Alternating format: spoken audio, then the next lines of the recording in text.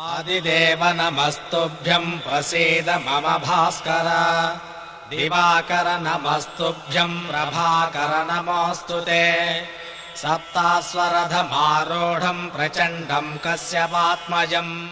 సూర్యుడు వచ్చాడు, ఇక చీకటి ఉందన్నమాట లేదు. అంటే సూర్యుడు ఏది పోగొడుతున్నాడు? భయాన్ని పోగొడుతున్నాడు.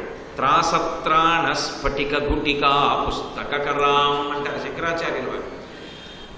ఈ భయాన్ని పోగొట్టేస్తే మనిషి శాంతి పొందినట్టే, ఆలోచన కలుగుతుంది, తన సమస్యకి పరిష్కారాన్ని వెతుక్కోగలడు.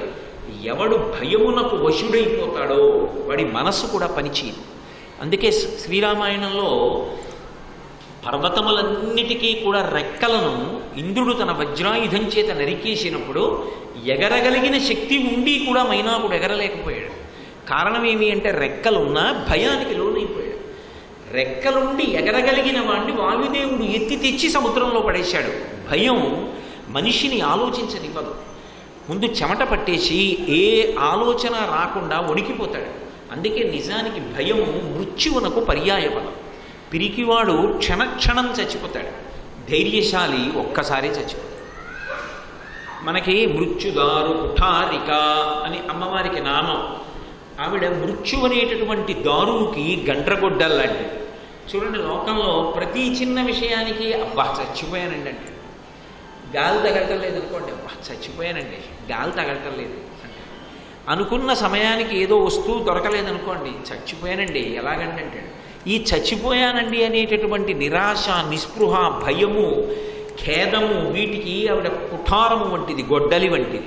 సూర్యుడు ప్రత్యక్షంగా మహోపకారం చేస్తాడు. చీకటి పడితే వస్తువు విషయం తెలియకే భయం అనుకోకండి. ఏదో దూరంగా ఓ మంచి గది ఉందనుకోండి, అందులో ఒక్కడు ఉండడానికి భయపడతాడు. ఎందుకంటే రాత్రి ఏదో నీడ కనపడింది అనుకోండి, అద్దం మీద భయం, అమ్మో ఎవరో తిరుగుతున్నారేమో. ఒకవేళ వాడికి కావలసిన వాడే తిరుగుతున్నాడు అక్కడ, కానీ వీడికి భయం, నీడ పడుతోంది తప్ప మనిషి ఎవరో తెలియదు, అందుకు భయం. చీకటి పడిందంటే ఎక్కడైనా చప్పుడైతే భయం, అన్నిటికీ భయమే. ఆ భయం పోవాలంటే చీకటి పోవాలి.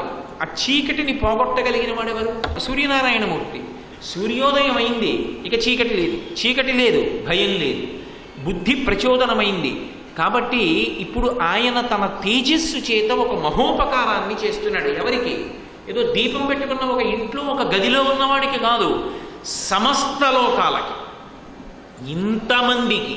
అది కూడా యోగ్యతాయోగ్యతల విచారణ ఏం లేదు. వీడు దుర్మార్గుడండి, వీడికెందుకు నేను వెలితిరివ్వాలి, వీడికెందుకు శాంతినివ్వాలి, వీడికెందుకు భయం పోగొట్టాలనేటటువంటి సిద్ధాంతం లేదు. యోగ్యతాయోగ్యతలను విచారణ చెయ్యకుండా సమస్త లోకవాసులందరికీ కూడా భయాన్ని తీరుస్తున్నాడు. కాబట్టి భయాన్ని తీర్చగలిగినటువంటి తేజస్సు తప్ప నువ్వు ఇన్నాళ్ళ నుంచి భయం పోగొడుతున్నావు, నిన్ను భయపెడతావు అనేవాడు మాత్రం లోకంలో లేడు. అందుకే ఆ తేజస్సుని ఆక్రమించగలిగిన తేజస్సు లోకంలో లేదు. ఆయన తేజస్సే అన్నిటినీ ఆక్రమిస్తుంది. అందుకని తేజస్వి. అంతేకాదు, లక్ష్మిని మనకి అందిస్తాడు ఆయన. లక్ష్మీ కటాక్షాన్ని కల్పిస్తాడు. లక్ష్మీదేవి ఉన్న ఇంటి తలుపులు తీస్తే లక్ష్మీ కటాక్షం వచ్చేసినట్టేనా? ఆవిడ అనుగ్రహం దొరికేసినట్టేనా? ఆవిడ చల్లని చూపు మన మీద పడినట్టేనా? లక్ష్మి అంటే లోకుల చేత చూడబడినది, లోకమును చూచున్నది అని అర్థాలు. ఆవిడ చూపు ఒక్కసారి పడిందనుకోండి, అంతే, ఎక్కడ లేని మహదైశ్వర్యం కురిసేస్తుంది.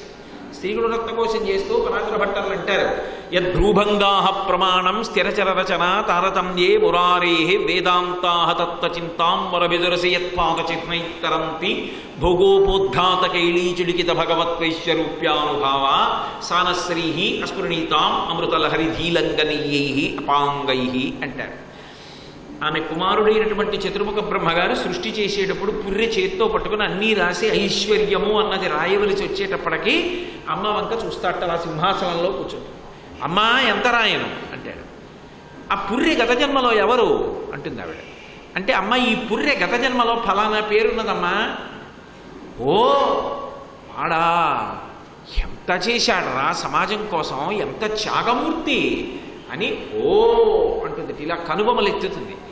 మహదైశ్వర్యం. ఆయన ఇంటి ముందు ఏనుగులు ఘేంకరిస్తూ నిలబడతాయని రాస్తాడు.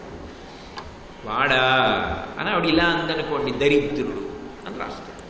యద్భ్రూభంగా ప్రమాణం. ఆవిడ కనుబొమ యొక్క కదలిక చేత ఐశ్వర్యము నిర్ణయింపబడుతుంది. అటువంటి తల్లి యొక్క కటాక్షం పడిందనుకోండి, ఇంకంతకన్నా లక్ష్మీ కటాక్షం ఏమిటి? విశేషానుగ్రహం. అది కలగాలంటే ఆవిడ ఉన్న ఇంటి తలుపు తీయించేవాడు ఉండాలి. ఎక్కడుంటుంది ఆవిడ? ఏ ఇంట్లో ఉంటుంది? ఎలా వెళ్ళడం ఆ ఇంటికి? పోని దారి చెప్పేవాడు ఉన్నాడా? తీసుకెళ్ళాడు, తలుపు తీయించేవాడు ఉన్నాడా? ఓ సామాన్యుణ్ణి కలుసుకోవడమే కష్టమైతే లక్ష్మీదేవి ఉన్న ఇంటి తలుపులు తీయించేవాడు ఎవడు మన కోసం? తీయించి ఆవిడ చూపు మన మీద పడేటట్టు చేయగలిగిన వాడెవడు? అంటే ఆవిడ ఎక్కడుంటుందో మీరు తెల్లవారి లేస్తే అస్తమానం లక్ష్మీ అష్టోత్తరంలో శ్రీ సూక్తంలో చదువుతున్నారు కదా. ఆవిడ పద్మాలయ, పద్మాసనే పద్మముఖి, పద్మమాలాధరాం దేవీం పద్మినీం పద్మగంధినీం. ఆవిడ అంతా పద్మ సంబంధంగా ఉంటుంది. పద్మంలో కూర్చుని ఉంటుంది ఆవిడ. కానీ తలుపులు వేసేసి ఉన్నాయి. ఎందుకని? పద్మాలు ఇలా ముడుచుకుని ఉంటాయి, ఇలా రేకులు ఇలా మూసేసుకుని ఉంటాయి. లోపల ఆవిడ కూర్చుంది. తలుపులు వేసేసి లోపల కూర్చున్నటువంటి ఒక వ్యక్తిలా ఆవిడ మనని, మనం ఆవిడ్ని చూడాలి. ఆవిడ కోసం మనం చూస్తున్నాం, ఆవిడే మనని చూడాలి. తలుపులు తీయించేవాడు ఉండాలి. పద్మం యొక్క రేకులు విచ్చుకున్నాయా? ఆవిడ మనని చూసింది. ఇప్పుడు పద్మం యొక్క తలుపులు తీయించేవాడెవరు? ఒక్క సూర్యనారాయణ. ఆ తలుపులు విచ్చుకున్నాయి. విచ్చుకున్నాయా? ఆవిడ చూసింది. ఆవిడ చూసిందా? మన జాతకం మారిపోయింది. ఆయన తేజస్సు మనకి లక్ష్మీకారకం. ఇలాంటి తేజస్సు ఉన్నవాడు ఇంకొకడు ఉన్నాడా? అలా లక్ష్మీ కటాక్షాన్ని కురిపించగలిగినటువంటి తేజస్సు ఉన్నవాడు లోకంలో ఉన్నాడా? సూర్యుడికి ప్రత్యామ్నాయంగా మీరు వేరొక కిరణాలు పట్టుకెళ్ళి ఆ పద్మం యొక్క మొగ్గ మీద వేశారనుకోండి, ఏదో దీపం పట్టుకెళ్ళి కిరణాలు ప్రసరింపజేశారనుకోండి, అదేం విచ్చుకోదు. దానికి ఒక్క సూర్యకిరణం తగిలితేనే విచ్చుకుంటుంది. విచ్చుకుందా? పద్మంలో తల్లి కూర్చుని ఇలా విచ్చుకుంది అంటే తలుపులు తీసింది. తలుపులు తీసిందా? అక్కడే ఉన్నవాడిని ఇలా సంతోషంతో చూస్తుంది. మీరు ఇలా పక్కకున్నారా? ఇలా చూస్తుంది. ఇటున్నారా? ఇలా చూస్తుంది. ఎటున్నా చూస్తుంది. ఆవిడ చూపు పడింది. అలక్ష్మి పోయింది, భయం. లక్ష్మి వచ్చింది. అలక్ష్మీర్మేనశ్యతాం త్వాం వృణే.